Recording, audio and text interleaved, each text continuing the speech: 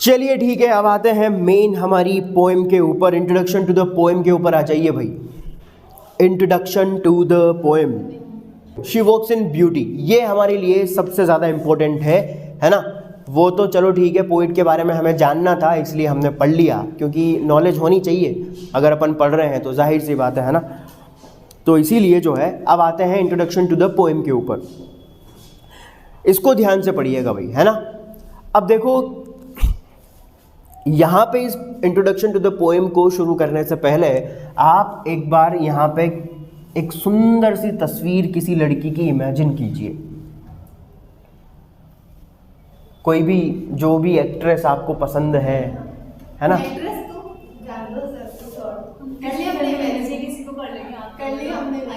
कर ली ना।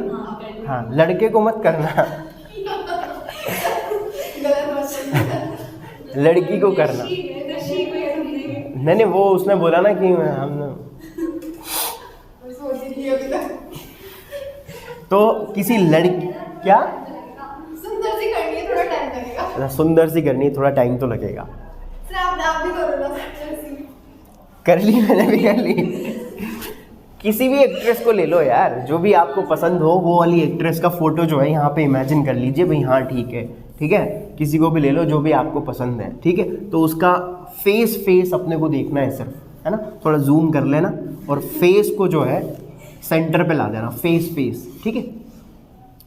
अब आप देखो किसी एक्टर या किसी एक्ट्रेस का जो फेस होता है, स्पेशली एक्ट्रेस का अगर अपन देखें, क्योंकि यहाँ पे लड़की के बारे में बात हो रही है, तो अब आप देखो उसका जो फेस होता है वो इतना ग्लो कर रहा होता है, इतना शाइन कर रहा होता है कि अगर वो एक्चुअली में हमारे सामने अगर आ जाए तो शायद उसकी कंडीशन बिल्कुल कपिल शर्मा की तरह हो जाए। मतलब वो क्या है कि थोड़ा पिघल जाता है, मतलब हर कोई पिघल जाए, जाहिर सी बात है उसकी जगह अगर कोई भी हो तो हर कोई पिघल जाए। क्योंकि जब वो उस पिक्चर में इतनी खूबसूरत लग रही होती है, उस तस्वीर में इतनी सुंदर लग रही होती है, अगर वो हकीकत में सामने आ जाए अगर, तो क्या इंसान के एक्सप्रेशंस हो, क्या उसकी फीलिंग्स हो, आप खुद इमेजिन कर सकते हो एक बार। सही बात है। तो अगर सपोज कीजिए आपको जो है किसी एक्ट्रेस के सामने बिठा दिया जाए आधे घंटे के लिए कि भाई ठीक है, आप इसकी आंखों में देखिए, आप उसकी आंखों में देखिए, ठीक है। तो जब आप उसके चेहरे को देखोगे तो पिक्चर में उसकी तस्वीर इतनी सुंदर लगती है, तो हकीकत में वो कितनी सुंदर लगेगी ना, जाहिर सी बात है। तो जब यहाँ पर हम उसकी फ़ोटो को देखते हैं तो आप देखो उसका चेहरा इतना ग्लो कर रहा होता है, इतना ब्राइट उसका चेहरा लग रहा होता है कि उसके चेहरे को देख करके अपन ऐसा कह सकते हैं कि उसके चेहरे पे जो ब्राइटनेस है और जो डार्कनेस है, ब्राइटनेस और डार्कनेस, उसका बिल्कुल परफेक्ट कॉम्बिनेशन अपने को जो है उसके चेहरे पे दिखाई देता है ना। मतलब ना तो डार्कनेस ज़्यादा है ना ब्राइटनेस ज़्यादा है, दोनों चीज़ों का परफेक्ट कॉम्बिनेशन है उसके चेहरे पे, होता है ना। अगर डार्कनेस का आप एक शेड भी अगर थोड़ा सा बढ़ा दोगे या ब्राइटनेस का एक शेड भी अगर कम कर दोगे तो हो सकता है शायद उसकी ब्यूटी खराब हो जाए। सही बात है ना। मतलब उस लड़की का चेहरा इतना ग्लो कर रहा होता है उस एक्ट्रेस का कि अगर ब्राइटनेस और डार्कनेस का परफेक्ट कॉम्बिनेशन दिखाई देता है अपने को उसके चेहरे पे। अगर आप ब्राइटनेस का एक शेड भी अगर बढ़ा दो या डार्कनेस का एक शेड भी अगर कम कर दो तो हो सकता है शायद उस पोइट का जो फेस है, सॉरी उस एक्ट्रेस का जो फेस है, हो जाता है, तो उस एक्ट्रेस का जो फेस है हो सकता है शायद जो है उसका ग्लो खराब हो जाए, हो सकता है ना। क्योंकि कई बार आपने देखा होगा कि ब्यूटी पार्लर वगैरह पे जब जाती हैं गर्ल्स वगैरह मेकअप वगैरह करवाने, तो कुछ जो मेकअप आर्टिस्ट वगैरह होते हैं वो मेकअप कई बार जो है डार्क शेड बहुत ज़्यादा लगा देते हैं, तो उसका चेहरा जो है थोड़ा डार्क सा लगना शुरू हो जाता है। लेकिन काफ़ी सारे ये जो ब्यूटी पार्लर पे काम करने वाले, जो भी सैलून वगैरह में काम करने वाले जो होते हैं, तो अगर बढ़िया अच्छा मेकअप करें ना तो वो चमका देते हैं चेहरा बिल्कुल एकदम, है ना। तो वही वाली बात है कि अगर डार्क शेड भी अगर थोड़ा सा अगर आपने बढ़ा दिया, हल्का सा भी अगर आपने बढ़ा दिया, और ब्राइट शेड को अगर थोड़ा सा ज़्यादा कर दिया और डार्क को अगर कम कर दिया, या डार्क को बढ़ा दिया ब्राइट को कम कर दिया, मतलब थोड़ा भी अगर कुछ भी ऊपर नीचे हुआ ना अगर, तो उसकी ब्यूटी खराब हो जाती है। सही बात है ना। लेकिन अपने को अगर किसी लड़की का फेस या किसी एक्ट्रेस का फेस अगर इतना अच्छा लग रहा है, जिसको देख करके बहुत सुंदरता अपने को फील हो रही है, वाह यार क्या ब्यूटी है ना, तो उसके चेहरे पे अपने को जो है बिल्कुल डार्कनेस और ब्राइटनेस का परफेक्ट कॉम्बिनेशन नज़र आता है कि यार ख़राब मत करो, बिल्कुल जैसा है वैसा ही रहे, इस मेकअप को धो ही मत तुम, ठीक है, इस मेकअप को बिल्कुल ऐसे ही रहने दो, इस मेकअप को हटाओ ही मत, क्योंकि इतना बढ़िया मेकअप हो रहा है, चेहरा इतना ग्लो कर रहा है कि इस मेकअप को हटाओ ही मत, है ना। मैं चाहता हूँ कि ज़िंदगी भर तुम ऐसी ही रहो। इमेजिन कर लिया, ठीक है। और उस लड़की के चेहरे को देख कर के अपने को ऐसा भी फील होता है कि यार इतना ग्लो कर रही है उसकी स्किन, जिसको देख करके अपन इतना अंदाज़ा लगा सकते हैं कि शायद इसकी ज़िंदगी में किसी तरह की टेंशन ही नहीं होगी।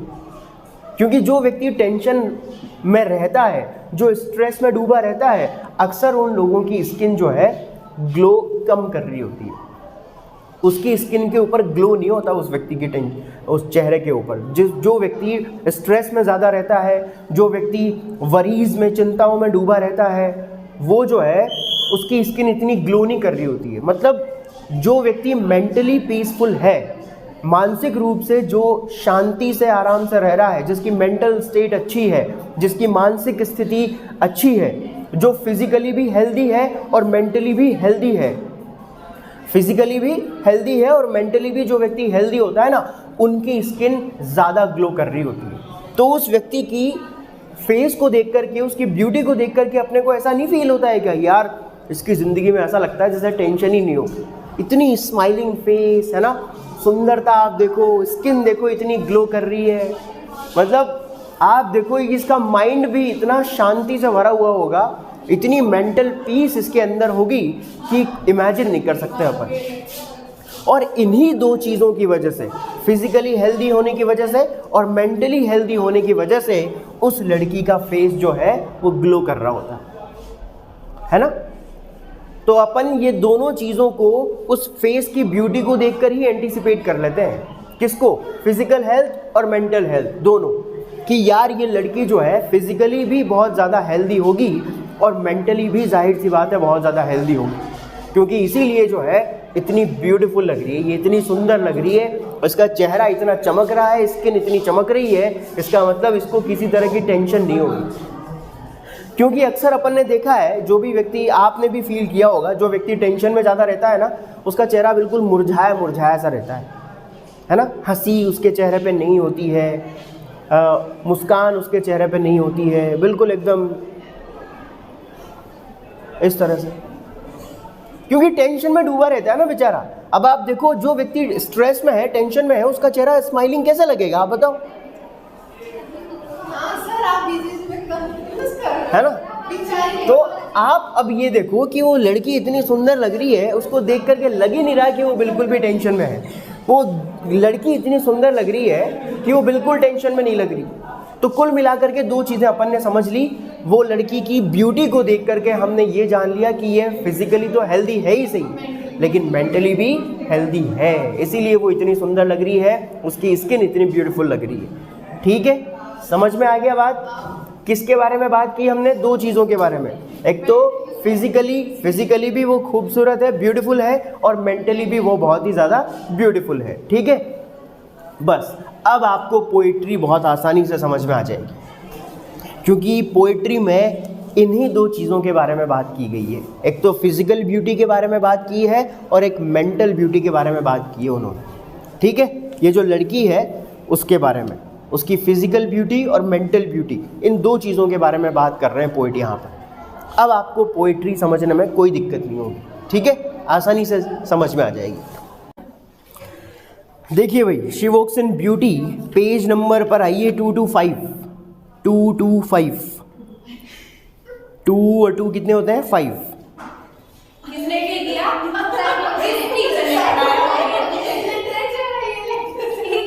यहाँ देखो, यहाँ देखो, 225। चलिए, introduction to the poem. The poem she walks in beauty was written in June 1814। June 1814 में उन्होंने इस पोएम को लिखा था, she walks in beauty. When Byron was on the peak of glory, जब जॉर्ज गॉर्डन बायरन अपनी fame के चरम पर थे, अपनी गरिमा के चरम पर थे, ग्लोरी के चरम पर थे। यानी कि 1812 से 1816 तक हमने पढ़ा था, बहुत जो है उनको रिस्पेक्ट मिला, इंग्लैंड में काफ़ी फेम उनकी जो है स्प्रेड हुई। तो उसी दौरान उन्होंने इस पोएम को लिखा था 1814 में। His was a household name and he was an idol for the youth of England। और इस समय के दौरान जॉर्ज गॉर्डन बायरन का नेम जो है इंग्लैंड के घर घर में फेमस था। हाउस होल्ड नेम, यानी कि इंग्लैंड का ऐसा कोई व्यक्ति नहीं होगा जो इनका नाम नहीं जानता होगा, है ना। हर व्यक्ति इनकी राइटिंग से परिचित था, इनसे परिचित था। एंड इंग्लैंड के युवा लोगों के लिए वो एक आदर्श थे उस समय। He was an idol for the youth of England. उस समय के दौरान 1812 से 1816 के दौरान इंग्लैंड के युवा लोगों के आदर्श थे वो। This poem was inspired on seeing for the first time his beautiful cousin Anne Wilmot at the London party। ये सबसे इंपॉर्टेंट चीज़ है, अंडरलाइन कर लीजिए, वन लाइनर क्वेश्चन यहाँ से बन सकता है। जॉर्ज गॉर्डन बायरन ने इस पोएम को किसके लिए लिखा है? अपनी ब्यूटीफुल कजिन एन विलमोट के लिए लिखा है। ये इनका नेम है। एनी बोल सकते हैं। एनी कहाँ को बोल सकते हैं? ई को बोल सकते हैं। उसमें लिख रहा है एन। एनी नहीं है, वो एन है, एन विलमोट। देखो, अब एक कजिन तो विलियम कूपर की थी वहाँ पे, एन बॉथम, जिन्होंने उनको उनकी मदर की पोर्ट्रेट गिफ्ट की थी, है ना। और एक कजिन इनकी है जॉर्ज गॉर्डन बायरन की, इनका नेम है एन विलमोट। N Wilmot. तो हुआ क्या था कि पहली बार जॉर्ज गॉर्डन बायरन, अब आप बाई नेचर आप जान ही चुके हो जॉर्ज गॉर्डन बायरन को, तो एक किसी लंदन में एक पार्टी में ये गए थे।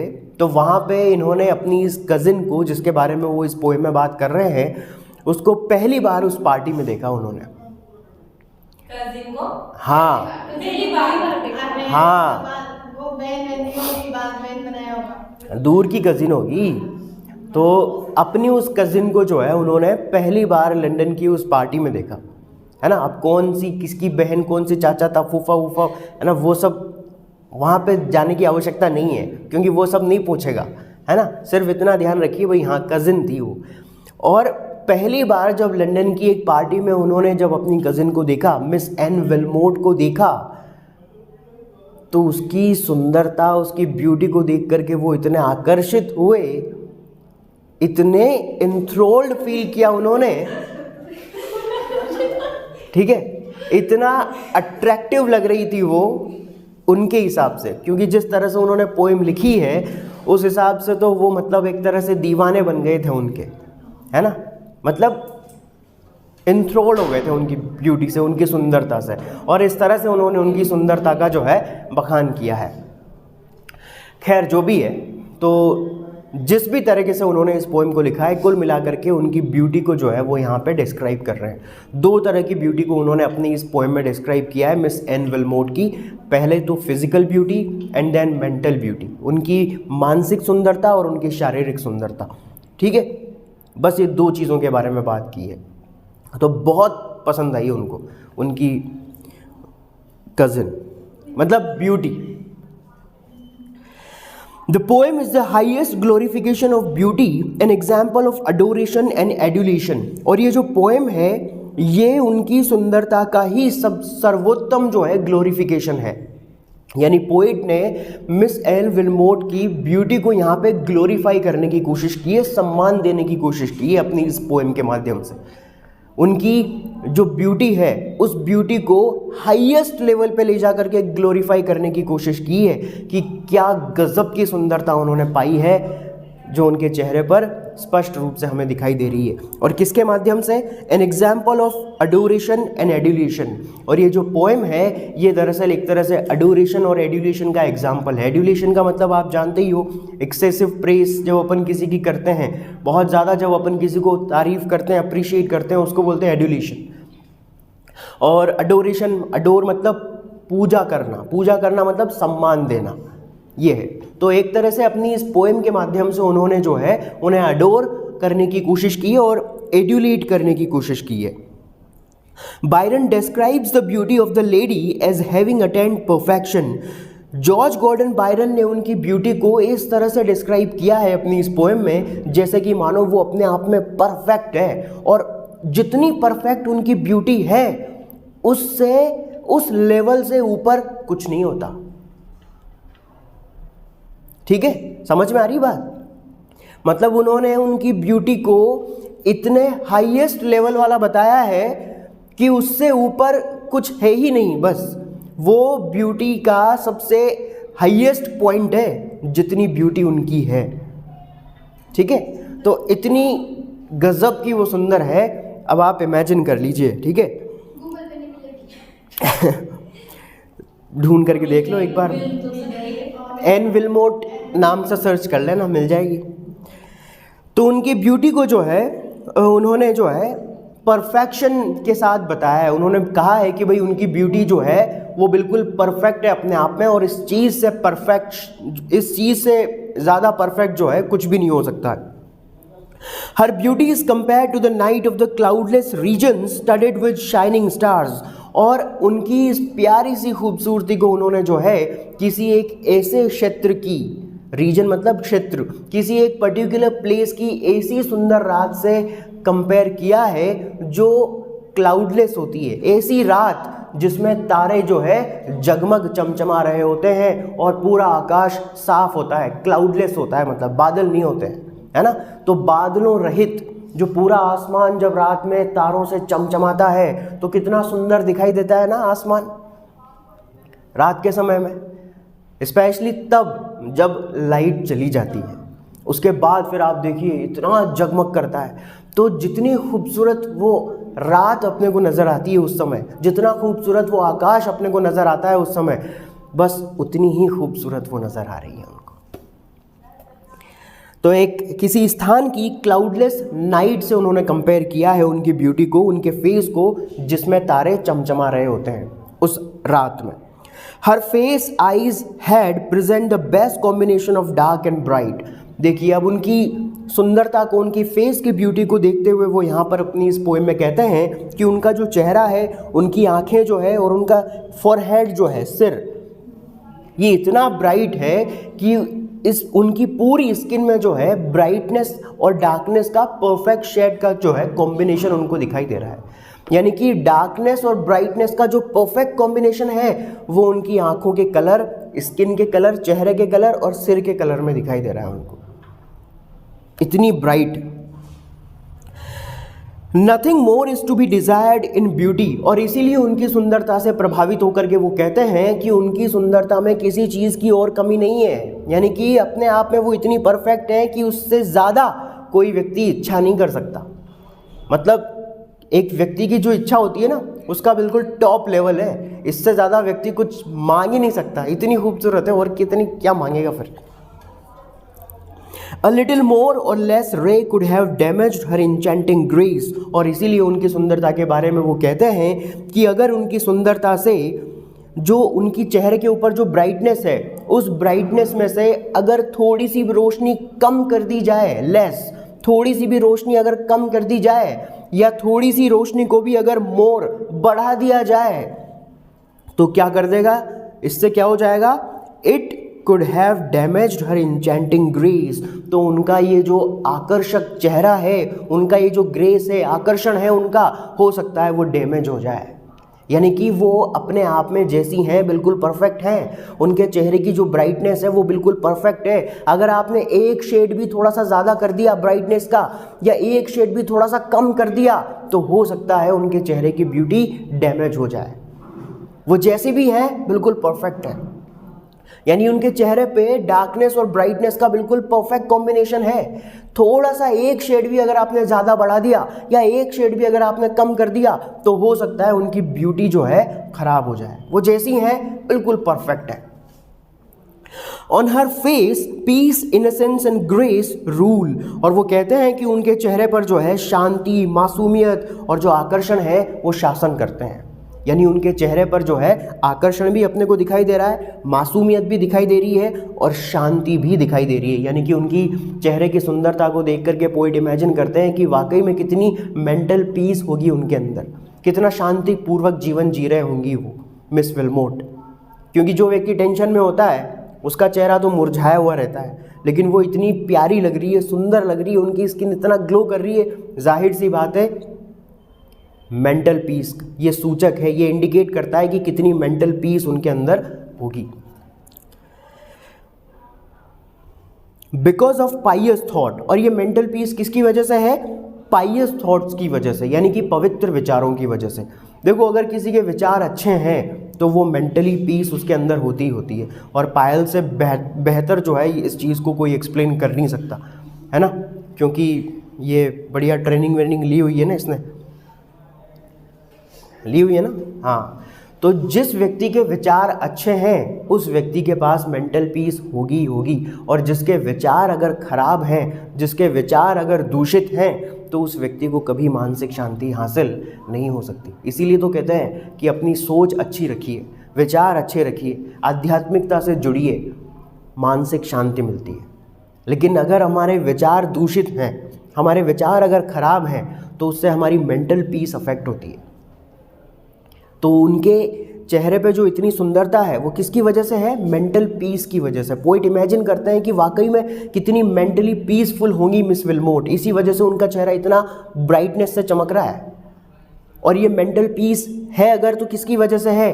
उनके पवित्र विचारों की वजह से। इसका मतलब उनके विचार कितने पवित्र होंगे, बात नहीं की है उन्होंने, केवल चेहरे की सुंदरता से ही जो है उन्होंने अंदाज़ा लगा लिया कि वाकई में कितनी मेंटली पीसफुल वो होंगी। और ये मेंटली पीसफुल इस वजह से होंगे क्योंकि उनके विचार बहुत ही पवित्र होंगे। तो इस वजह से जो है उनके चेहरे पर इतनी खूबसूरती है। Her cheeks and her forehead shine with her innocent smiles and bright pink colour. और उनकी जो गाल है और उनका जो सिर है, फोरहेड जो है, वो उनकी मासूम स्माइल के साथ और ब्राइट पिंक कलर से जो है चमक रहा है। पूरे उनके गाल, उनके जो है पूरा सिर ब्राइट पिंक कलर से जो है चमक रहा है, और उनके चेहरे के ऊपर बिल्कुल एकदम उसकी स्माइल, बिल्कुल इतनी मासूमियत है उनकी मुस्कान में कि क्या कहना, वाह। बिकॉज ऑफ वर्चुअस लाइफ, और ये उनके चेहरे पर जो इतनी सुंदरता है ये किसकी वजह से है? वर्चुअस लाइफ की वजह से, यानी गुणवान जिंदगी, अच्छी जिंदगी, गुणों से भरी हुई, अवगुणों से भरी हुई नहीं, वर्चुअस लाइफ, गुणों से भरी हुई जिंदगी। अब देखिए पाइयस थॉट्स होंगे तो जाहिर सी बात है ज़िंदगी वर्चुअस बनेगी ही बनेगी, और ज़िंदगी वर्चुअस बनेगी तो मेंटली आप पीसफुल जो है अपने आप को फील करोगे। और मेंटल पीस अगर आपके पास है, जिसके लिए लोग स्ट्रगल करते रहते हैं, है ना, ढूंढने के लिए दर बदर भटकते रहते हैं, कोई तो हिमालय चला जाता है तपस्या करने के लिए, यार मानसिक शांति मिलेगी, है ना। तो ऋषि मुनि क्यों करते हैं, क्यों चले जाते हैं, संन्यास क्यों ले लेते हैं? मेंटल पीस के लिए, क्योंकि परेशान हो चुके होते हैं वो बड़बड़ सुन करके, ठीक है। घर में आओ तो बड़बड़, बाहर जाओ तो बड़बड़, इतने टाइम कहाँ रह गए तो बड़बड़, तो इतनी सारी चीज़ें होती हैं। तो मानसिक शांति चाहिए होती है, तो इसीलिए व्यक्ति जो है, ये बात है। तो वर्चुअस लाइफ को जो है इंडिकेट कर रही है उनकी ब्यूटी, कि उनकी ब्यूटी जो है वो दिखा रही है उनको, पोइट को फील करा रही है कि वाकई में उनके विचार कितने पाइयस होंगे, कितने पवित्र होंगे, और उनकी ज़िंदगी जो है कितने गुणों से भरी हुई होगी। Thus she is a piece of perfect beauty, तो इसीलिए पोइट उनको जो है एक परफेक्ट ब्यूटी का नमूना कहते हैं कि भाई ये परफेक्ट ब्यूटी का एक परफेक्ट पीस है ना। एक जो परफेक्ट ब्यूटी होती है ना, उसका बिल्कुल परफेक्ट एग्जाम्पल है मिस एन विल्मोट।